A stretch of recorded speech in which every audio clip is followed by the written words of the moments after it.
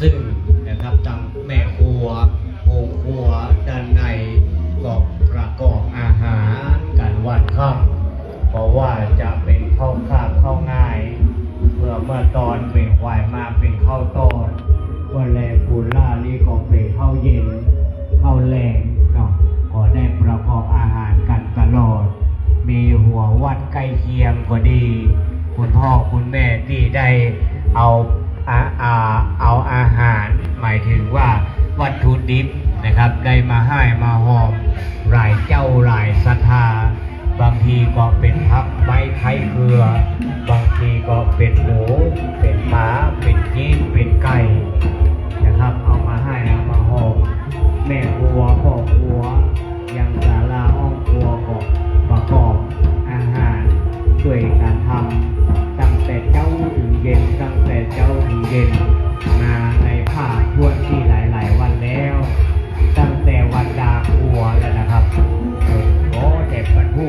ยิดกันกำเนิดเพื่อเป็นบุญเป็นกุศลร่วมกัน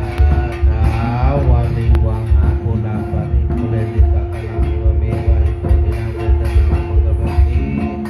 อิจิตังวะริกังวะมิวะเมวะริโกตินังเตตะนังมะกะบังติ